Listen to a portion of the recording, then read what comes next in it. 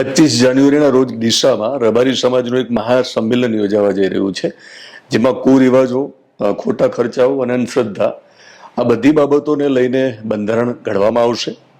અને દરેક સમાજને હક છે કે પોતાનું એક બંધારણ હોવું જોઈએ. બંધારણનો ઈરાદો એવો છે કે સમાજ હિતમાં કેટલાક નિર્ણયો લેવામાં આવે, જે નિર્ણયો થી પર જઈને કોઈ સમાજનો વ્યક્તિ અથવા તો કુટુંબ એને અનાદર કરે તો એની સામે દંડ થઈ શકે. તો અલ્ટિમેટલી કોઈ પણ સમાજ હોય એ દરેક સમાજની એવી ઈચ્છા હોય છે કે સમાજનો વિકાસ થવો જોઈએ, અને સમાજના વિકાસમાં જે અવરોધરૂપ બાબતો છે, જેમ કે અંધશ્રદ્ધા છે, કુરિવાજો છે, ખોટા ખર્ચાઓ છે, એને લઈને બંધારણ નવું ઘડાતું હોય છે, અને બંધારણનો અમલ કરવો એ સમાજના દરેક વ્યક્તિની ફરજ છે. તો ડીસામાં 25 જાન્યુઆરીના રોજ રબારી સમાજનું મહાસંમેલન યોજાવા જઈ રહ્યું છે. આ સંમેલનના સમાચાર તમારી સુધી પહોંચ્યા હશે, મારા સુધી પહોંચ્યા છે. તો આ સંમેલનને લઈને એને બેઝ બનાવીને મારે દરેક સમાજના બંધારણની થોડી વાતો કરવી છે, જેમાં 18 વરણ આવી જાય છે. થોડા સમય પહેલા આપણે જોયું હશે કે ઠાકોર સમાજથી લઈ અને બાકીના અન્ય સમાજે પણ પોતાનું એક સમાજનું બંધારણ ઘડ્યું, અને એ સમાજના બંધારણના નિયમો જે છે, જે નવું બંધારણ બન્યું હોય એના અમલવારીની વાત કરીને વર્ષોથી પરંપરા દરેક સમાજમાં ચાલતી આવે છે. પણ બદલાતા સમય સાથે કેટલીક બાબતોની ચર્ચા થવી જરૂરી છે, એટલે આજે હું એક વિશેષ વિશ્લેષણ કરી રહ્યો છું. રબારી સમાજનું જે મહાસંમેલન છે એ તો માત્ર મોકો મારા માટે છે વાત કરવાનો, એને બેઝ બનાવું છું, મારા માટે ટેક ઓફ પોઈન્ટ છે. ત્યાંથી ઉડીને આપણે અન્ય સમાજને પણ સંદેશ મળે, અન્ય સમાજની પણ વાતો કરવી છે, જેમાં ગુજરાતના તમામ સમાજની વાત કરું છું, એ નાનો હોય કે મોટો સમાજ હોય. બદલાતા સમય સાથે કેટલીક બાબતો બંધારણમાં લાવવાની જરૂર છે, જે મોટાભાગના સમાજના બંધારણમાં આવતી નથી આવતી. એની પણ કડવી વાસ્તવિકતાઓ છે, કારણ કે કોઈ પણ સમાજ હોય, ગુજરાતના કોઈ પણ સમાજમાં જે બંધારણ માળખું બનાવે છે, એ બંધારણ બનાવનાર જે લોકો છે એ મોટાભાગના કદાવર લોકો હોય છે. મોટાભાગના લોકો રાજકીય પક્ષો સાથે જોડાયેલા હોય છે. એ ભાજપ, કોંગ્રેસ કે આમ આદમી પાર્ટી કોઈ પણ હોઈ શકે. કોઈ પણ પાર્ટી સાથે જોડાયેલા ના હોય તો એ સહકારી આગેવાન હોઈ શકે. આમાંથી પણ જો કોઈ ના હોય તો કમસે કમ પૈસાદાર વ્યક્તિ હોઈ શકે. પણ મોટાભાગના સમાજના જે નેતાઓ છે એ નેતાઓ કોઈ સામાન્ય પરિવારમાંથી આવતા એવું હોતું નથી, કારણ કે સામાન્ય પરિવારના કોઈ પણ સક્ષમ માણસને નેતાગીરી ક્યારેય સોંપવામાં આવતી નથી. આ દરેક સમાજની કમનસીબી છે. પદ, પ્રતિષ્ઠા અને પૈસો જે લોકો પાસે હશે એને જ મોકો આપવામાં આવે છે બંધારણ બનાવવાનો, એને જ સમાજના આગેવાનો બનાવવામાં આવે છે. આ દરેક સમાજની વાસ્તવિકતા છે, કડવી વાસ્તવિકતા છે, જે દરેક સમાજનું કુટુંબ જાણે છે, પણ મારી જેમ કદાચ કોઈ ખુલ્લીને નહીં બોલે. બંધારણમાં શું ખૂટે છે મારે વાત કરવી છે, અને એ શા માટે હંમેશા એ ખૂટતું રહેશે એની વાત પણ કરવી છે, અને તમે સમજી પણ જશો. બદલાતા સમય સાથે સમસ્યાઓ બદલાણી છે. જો અંધશ્રદ્ધા ન હોવી જોઈએ, બિલકુલ સાચી વાત છે, બંધારણમાં મુદ્દો લેવો જોઈએ. કુરિવાજો ન હોવા જોઈએ, બિલકુલ સાચી વાત છે, બંધારણમાં મુદ્દો લેવો જોઈએ. લગ્નમાં થતા ખોટા ખર્ચા ન હોવા જોઈએ, જરૂરી છે, એ પણ બંધારણમાં મુદ્દો હોવો જોઈએ. સોનાની ખરીદીથી લઈ અને ઘણી બધી બાબતોમાં અનેક પરિવારો માટે બહુ મુશ્કેલી હોય છે. મરણ પ્રસંગમાં પણ જમણવાર ન હોય એ પ્રકારના બંધા થતા હોય છે, ત્યારે અમુક લોકોને ગમે, અમુક લોકોને ન ગમે કે આપણા માતા પિતાએ આખી જિંદગી આપણા માટે ઘસી નાખી હોય અને એમના ગયા પછી જો આપણે લોકોને ખવડાવીએ તો શું વાંધો છે. આમ છતાં સમાજના કેટલાક મોટા નેતાઓ જ્યારે બંધારણ બનાવે ત્યારે આખો સમાજ એની અમલવારી મને કમને કરતો હોય છે. આ બધી જરૂર છે.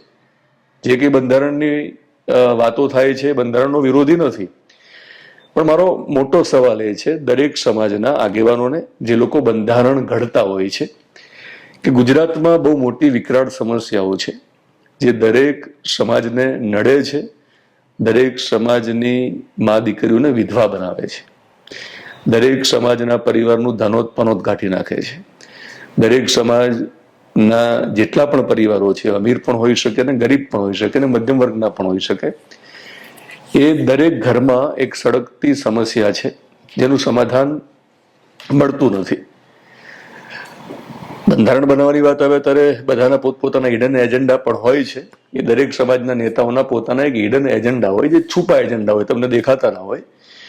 એ લોકો તમારી વચ્ચે આવે, ઘણી બધી સમાજ હિતની વાતો કરે, પણ છેલ્લે મોટાભાગના કિસ્સામાં એવું થતું હોય છે કે સમાજના જે આગેવાનો છે, નેતાઓ છે, એ મોટા ભાગે ઘણી બધી રાજકીય પાર્ટીઓ સાથે કનેક્ટેડ જ હોય છે.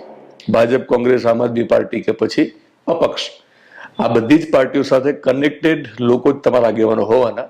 એટલે પહેલું હિત એ લોકો એમનું જોશે કે ચૂંટણી આવે ત્યારે એમને શું ફાયદો થશે.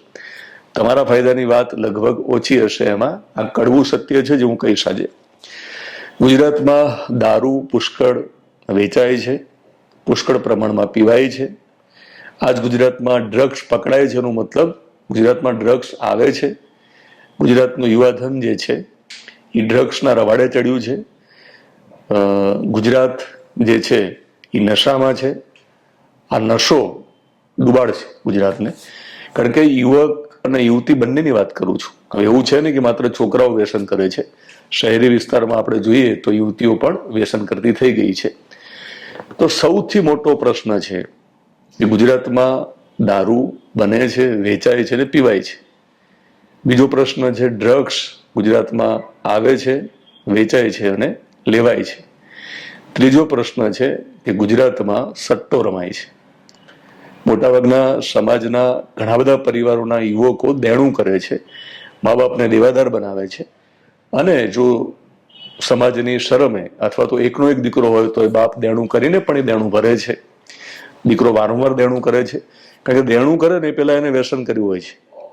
એટલે વ્યસનની એવી બધી ચુંગાલમાં ફસાયો હોય છે કે વ્યસન કરવા માટે જ્યારે પૈસા જરૂર પડે ત્યારે તે વ્યાજવા લે છે, અને વ્યાજ ખૂબ મોટું ચૂકવવાનું હોય છે. એટલે વ્યાજ ન ચૂકવી શકે એના માટે જમીન વેચવાની પરિસ્થિતિ આવે એવા અનેક પરિવારો છે. જમીન ન વેચવી પડે તો બહારથી પાછા વ્યાજવા લાવીને જ આ દેણું ચૂકવવામાં આવે એ પ્રકારની પરિસ્થિતિ છે. તો છેલ્લે મુદ્દો વ્યસનનો છે. વ્યસનના કારણે જ આ પ્રકારની બાકીની બદીઓ બધી આવી રહી છે. એવા સમયે એક પણ સમાજ મને બતાવો કે જેને બંધારણમાં એવો નિયમ બનાવ્યો હોય કે આપણા સમાજનો કોઈ પણ પુરુષ કે મહિલા વ્યસન કરતા ઝડપાશે તો માત્ર એને દંડ નહીં કરીએ, પણ એ વિસ્તારમાં એ જ્યાં રહેતો હશે એ હદમાં આવતા પોલીસ સ્ટેશનની તાળાબંધી કરીશું. અમે એ પોલીસ સ્ટેશનમાં અમે જઈને હલ્લાબોલ કરીશું. એ પોલીસ સ્ટેશનમાં જઈને અમે આવેદનપત્ર આપીશું. અમે એ પોલીસ સ્ટેશનના જવાબદારી અધિકારીની બદલીની માંગ કરીશું, એને સસ્પેન્ડ કરવાની માંગ કરીશું. અમે જે તે વિસ્તારના ધારાસભ્ય સામે રેલી કાઢીશું. અમે સત્તામાં બેઠેલા કોઈ પણ પક્ષના લોકો હોય એ લોકો સામે અમે આંદોલન કરીશું, અને આ બધા લોકોને અમે જવાબદાર ઠેરવીશું. જ્યારે અમારા ઘરમાં કોઈ જુગાર રમતો ઝડપાશે, અમારા સમાજના કુટુંબમાં કોઈ દારૂ પીતો કે ડ્રગ્સ લેતો ઝડપાશે, કોઈ દેવું કરશે તો પણ આ લોકો જવાબદાર હશે. કોઈ પણ બંધારણમાં નહીં હોય. કોઈ પણ બંધારણ, કોઈ પણ સમાજનું બંધારણ તમે ઉઠાવીને જોઈ લો, એ બંધારણમાં આ પ્રકારની જોગવાઈ કરવામાં નહીં આવે. સાથે મળીને સંપીને ભાજપ, કોંગ્રેસ કે આમ આદમી પાર્ટીના નેતાઓ પણ આ નહીં કરે. એમને ખ્યાલ છે કે રેલો અમારા પગ સુધી આવશે, બુટલેગરો નારાજ થશે, સરકારમાં બેઠેલા એમના જે મોટા નેતાઓ છે એ નારાજ થશે, ભવિષ્યમાં ચૂંટણીમાં ટિકિટ લેવી હશે તો અઘરું પડશે. એટલા જે બંધારણ છે એ બંધારણ ઘડાવવું જોઈએ. કોઈ પણ સમાજ બંધારણ ઘડે એ જરૂરી છે સમય સાથે, પણ સમય સાથે દરેક સમાજની આ માંગ છે, દરેક સમાજની સમસ્યા છે. તો હું બહુ સ્પષ્ટ માનું છું કે દરેક સમાજના બંધારણમાં આ મહત્વના મુદ્દાઓની બાદબાકી શા માટે કરવામાં આવે છે? કેમ કોઈ પણ સમાજના આગેવાનને ખબર નથી કે સમાજના યુવક યુવતીઓ અત્યારે કયા રસ્તે જઈ રહ્યા છે? કોઈ પણ સમાજના આગેવાનોને એ ખબર નથી કે ગુજરાતમાં એમના સમાજના અનેક પરિવારો જે ભોગ બની રહ્યા છે, અનેક પ્રકારની સમસ્યાનો સામનો કરી રહ્યા છે, એની પાછળ શું દારૂ જવાબદાર નથી? ગાંજો, ડ્રગ્સ જવાબદાર નથી? જુગાર જવાબદાર નથી? બધાને ખબર છે. પણ આ નેતાઓ માત્ર કોટી પહેરીને આવવાના છે તમારી વચ્ચે. જરૂર લાગશે તો બંધારણ ઘડે એ પહેલા ઘરે ઘરે, ગામ ગામ તમને મળવા આવશે. કારણ કે ઢોલ વગાડીને તમને કહેવું તો પડશે કે અમે તમારા માટે કશું કરી રહ્યા છીએ, અમે અત્યારે તમારા માટે કશું કરી રહ્યા છીએ, ચૂંટણી આવે ત્યારે તમે જોઈ લેજો. તો હું બહુ સ્પષ્ટ માનું છું કે કોઈ પણ સમાજનું બંધારણ હોય એ બંધારણનો વિરોધી છું નહીં, પણ આ મારી વાત દરેક સમાજને ગમી હશે, દરેક સમાજના ખાસ તો મહિલાઓને ગમી હશે કારણ કે હું બહુ સ્પષ્ટ માનું છું કે કોઈ પણ સમાજનું બંધારણ જાણે ઘડવામાં આવતું હશે ત્યારે મહિલાઓને પૂછવામાં જ નહીં આવ્યું. મહિલાઓને તો મોટાભાગના સમાજના જે પુરુષો છે એ સૂચના જ આપે છે કે તમારે ચૂંટણી વખતે ફલાણી પાર્ટીને ફલાણા નેતાને તમારે મત આપવાનો છે. મહિલા અનામતની આપણે ભલે વાતો કરીએ પણ એ કાગળ ઉપર જ છે. મહિલાઓના ઉત્કર્ષની ભલે આપણે વાતો કરીએ પણ માત્ર વાતોમાં જે વાતો છે. એટલે કોઈ પણ સમાજના બંધારણમાં હું નથી માનતો કે મહિલાને પૂછવામાં આવ્યું હોય કે ચાલો તમારા તરફથી ઇનપુટ આપો, તમારી શું ઈચ્છા છે કે બંધારણમાં શું હોવું જોઈએ. એકવાર દરેક સમાજના પુરુષો જે છે આગેવાનો એમને હું ચેલેન્જ આપું છું કે તમારામાં હિંમત હોય તો તમારા સમાજની મહિલાઓને બહેનોને પૂછી લો કે બંધારણમાં કયા મુદ્દા હોવા જોઈએ, અને જો તમે પૂછો અને તમને જવાબમાં હું જે વાત કરું છું એ વાત ન મળે તો હું કદાચ પત્રકારત્વ છોડી દઈશ. તમારા દરેક સમાજની મહિલાઓના મનમાં પડેલા સવાલો મેં તમને કર્યા છે. તમારા સમાજની મહિલાઓની જે દિલની જે પીડા છે એ પીડા મેં તમારી સામે વ્યક્ત કરી છે. ખાલી ચહેરો અને અવાજ મારો છે. તો હું બહુ સ્પષ્ટ માનું છું અને ફરીવાર કડવું સત્ય કહું છું કે કોઈ પણ સમાજના જે બંધારણ છે એ બંધારણમાં જો તાકાત હોય તો આ મુદ્દાને આવરી લેવામાં આવે અને પછી જોઈએ કે સમાજમાં શું પરિણામ આવશે. કારણ કે સરકાર ન કરે તો સમાજે કરવું પડશે, સરકાર ન કરે તો સમાજે એનું નાક દબાવવું પડશે. એટલા માટે હું બહુ સ્પષ્ટ માનું છું કે હવે પછી કોઈ પણ સમાજ હોય, એમાં હું જે સમાજમાં જન્મ્યો હોય એ સમાજ પણ આવી જાય અને તમે જે વિડીયો જુઓ છો તો તમારો સમાજ પણ આવી જાય.